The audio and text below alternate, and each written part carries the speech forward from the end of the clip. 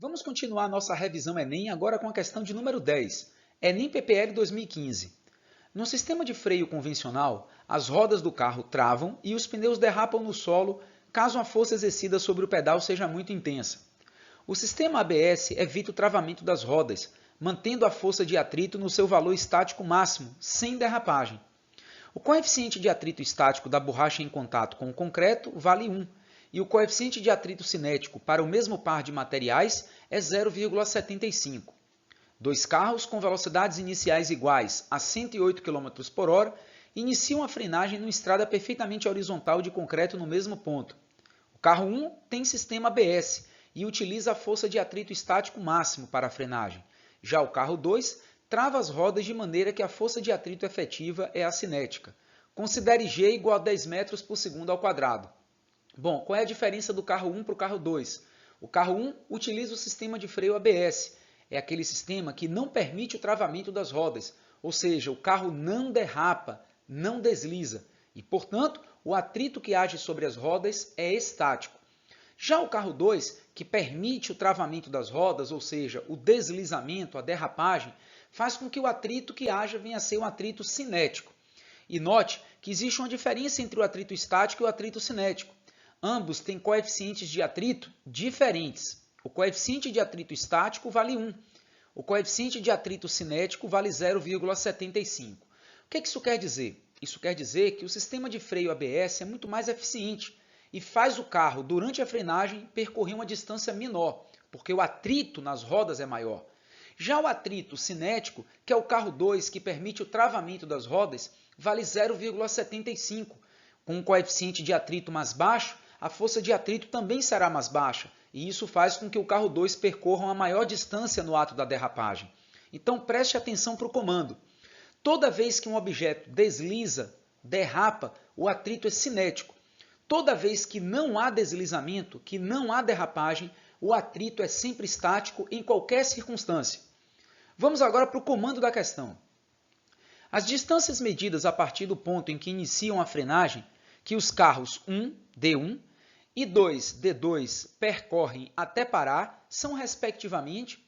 Bom, então primeiramente nós vamos coletar os dados que são comuns no carro 1 e no carro 2. Ambos os carros vão partir com a mesma velocidade inicial, de 108 km por hora, que transformando para metros por segundo, isso equivale a 30 metros por segundo. Lembrando que é só dividir por 3,6. Ambos os carros, após a frenagem, vão parar. Então, a velocidade final para os dois é igual a 0. E a diferença agora do carro 1 para o carro 2 está no coeficiente de atrito. Então, como é que a gente vai descobrir a distância percorrida por eles durante a frenagem? Nós vamos aplicar a equação de Torricelli. V ao quadrado é igual a VO ao quadrado menos 2 vezes A vezes D. Por que menos, fininho? Porque todos os carros aí vão passar por uma desaceleração, uma frenagem. Então, a aceleração vai ser negativa. Então, a velocidade final vai ser igual a 0. 0 ao quadrado é 0. A velocidade inicial é 30. 30 elevado ao quadrado dá 900. Menos 2 vezes A vezes D. Portanto, nós podemos dizer que a distância percorrida por eles será de 900 dividido por 2A.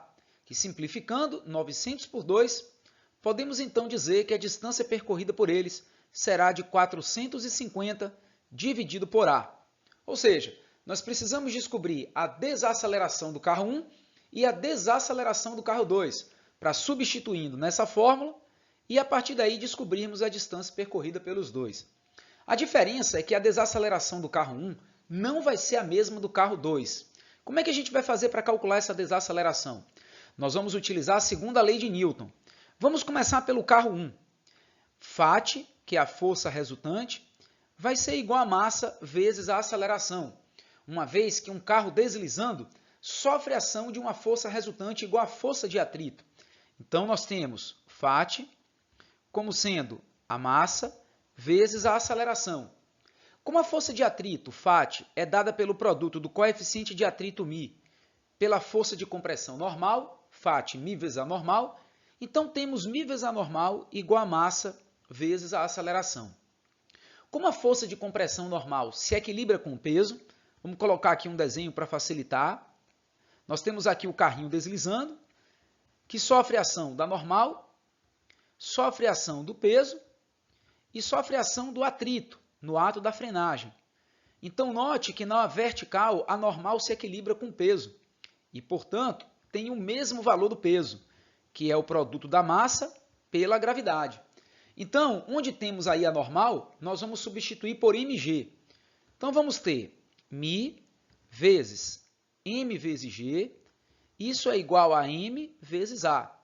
Cortando as massas, vamos então descobrir qual é a desaceleração do carro 1. Então, a desaceleração do carro 1 será o coeficiente de atrito do carro 1, que é 1, vezes a gravidade, que é 10. E, portanto, a desaceleração do carro 1, 10 metros por segundo ao quadrado. Então, se nós substituirmos na expressão da distância, vamos descobrir a distância percorrida pelo carro 1, que será de 450 dividido por 10. Ou seja, a distância percorrida pelo carro 1 será de 45 metros. Então, vamos deixar aqui esse resultado para não esquecermos. A distância percorrida pelo carro 1, 45 metros. Vamos agora utilizar o mesmo artifício, só que para o carro 2. O que muda do carro 1 para o carro 2 é o coeficiente de atrito. É esse valor aqui, ó, que não vale mais 1. Esse coeficiente de atrito agora vale 0,75. Então, nós vamos apagar o resultado do carro 1 e vamos fazer o mesmo cálculo para o carro 2, mudando apenas aí o coeficiente de atrito. O que era 1, agora passa a ser 0,75. Então, 0,75 multiplicado por 10, isso vai dar uma desaceleração do carro 2 igual a 7,5 metros por segundo ao quadrado. Substituindo na distância percorrida, vamos ter então que a distância percorrida pelo carro 2 será 450 sobre a sua desaceleração, que é 7,5. Bom, 450 dividido por 7,5, isso vai dar 60 metros. Ou seja, a resposta da questão é a letra A. A distância percorrida pelo carro 1, 45 metros, e a distância percorrida pelo carro 2, 60 metros. Daí a questão de número 10.